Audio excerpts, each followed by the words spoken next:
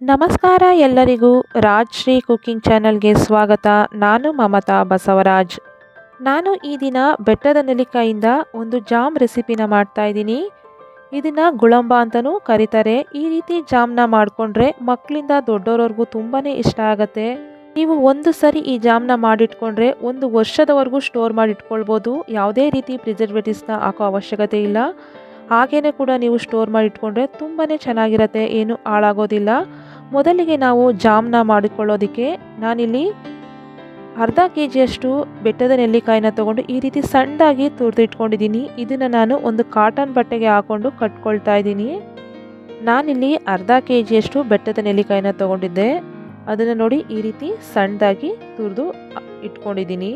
ಇದನ್ನು ನಾನಿವಾಗ ಈ ರೀತಿ ಒಂದು ಕಾಟನ್ ಬಟ್ಟೆಗೆ ಹಾಕ್ಕೊಂಡು ಕಟ್ಕೊಂಡು ಇಡ್ಲಿ ಪಾತ್ರೆಲಿಟ್ಟು ನಾನು ಒಂದು 2 ನಿಮಿಷ ಇದನ್ನು ಬೇಯಿಸ್ಕೊಳ್ತೀನಿ ಲೋ ಫ್ಲೇಮ್ನಲ್ಲಿ.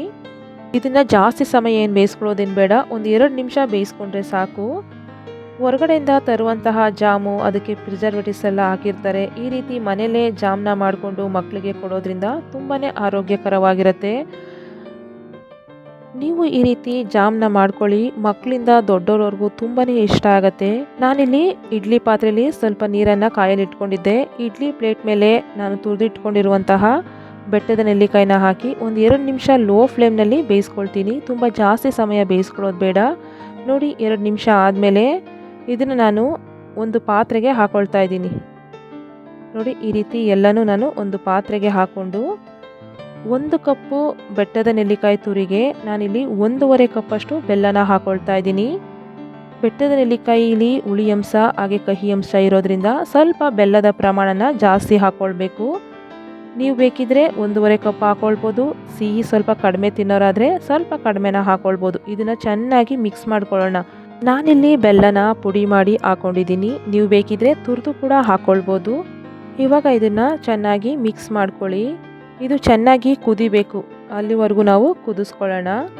ನೀವು ಒಂದು ಸರಿ ಈ ಜಾಮ್ನ ಮಾಡಿ ಸ್ಟೋರ್ ಮಾಡಿ ಇಟ್ಕೊಂಡ್ರೆ ನೀವು ಎಷ್ಟು ದಿನ ಇಟ್ಟರೂ ಈ ಜಾಮ್ ಅಂತೂ ಹಾಳಾಗೋದಿಲ್ಲ, ತುಂಬಾ ಚೆನ್ನಾಗಿರುತ್ತೆ. ನೀವು ಒಂದು ವರ್ಷಕ್ಕಾಗೋಷ್ಟು ಒಂದೇ ಸಾರಿ ಮಾಡಿಟ್ಕೊಳ್ಬೋದು, ಇಲ್ಲ ಸ್ವಲ್ಪ ಸ್ವಲ್ಪನೇ ಮಾಡ್ಕೊಳ್ತೀನಿ ಅಂದರೆ ಆ ರೀತಿಯೂ ಕೂಡ ಮಾಡ್ಕೊಳ್ಬೋದು. ಈ ರೀತಿ ಜಾಮ್ನ ಮಾಡಿಕೊಂಡು ಮಕ್ಕಳಿಗೆ ಚಪಾತಿ ಜೊತೆ ದೋಸೆ ಜೊತೆ ಹಾಕೊಟ್ರಂತೂ ತುಂಬಾ ಚೆನ್ನಾಗಿರುತ್ತೆ.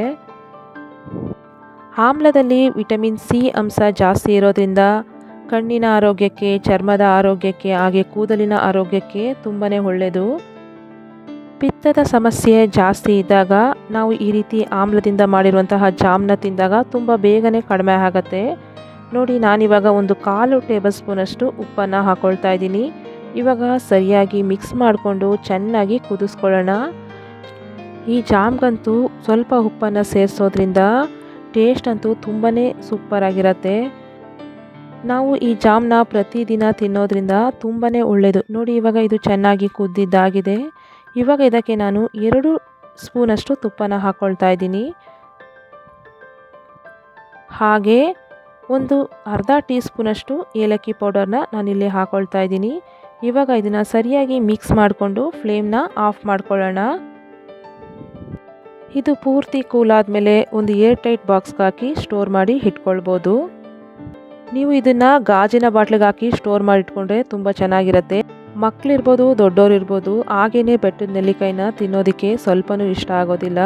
ಅದೇ ಈ ರೀತಿ ಜಾಮ್ನ ಮಾಡಿಕೊಟ್ರೆ ತುಂಬಾ ಇಷ್ಟಪಟ್ಟು ತಿಂತಾರೆ. ಮಕ್ಕಳಿಗೆ ಬ್ರೆಡ್ ಜೊತೆ ದೋಸೆ ಜೊತೆ ಚಪಾತಿ ಜೊತೆ ಹಾಕೊಟ್ರಂತೂ ತುಂಬಾ ಇಷ್ಟ ಆಗುತ್ತೆ. ನೋಡಿದ್ರಲ್ಲ ತುಂಬಾ ಸುಲಭವಾಗಿ ಬೆಟ್ಟದ ನೆಲ್ಲಿಕಾಯಿಂದ ಜಾಮ್ನ ಮಾಡೋದು ಹೇಗೆ ಅಂತ. ಇವತ್ತಿನ ಈ ರೆಸಿಪಿ ವಿಡಿಯೋ ನಿಮಗೆ ಇಷ್ಟ ಆಗಿದರೆ ಒಮ್ಮೆ ಟ್ರೈ ಮಾಡಿ ಹೇಗಿತ್ತು ಅಂತ ನನಗೆ ಕಾಮೆಂಟ್ಸ್ ಬಾಕ್ಸ್ನಲ್ಲಿ ತಿಳಿಸಿ. ನಮ್ಮ ವಿಡಿಯೋಗೆ ಒಂದು ಲೈಕ್ ಕೊಡಿ, ಶೇರ್ ಮಾಡಿ, ಸಬ್ಸ್ಕ್ರೈಬ್ ಮಾಡ್ಕೊಳ್ಳಿ. ಹಾಗೆ ಬೆಲ್ ಬಟನ್ನ ಕ್ಲಿಕ್ ಮಾಡಿ. ಮತ್ತೆ ಇನ್ನೊಂದು ರೆಸಿಪಿ ಜೊತೆ ಬರ್ತೀನಿ. Thank you.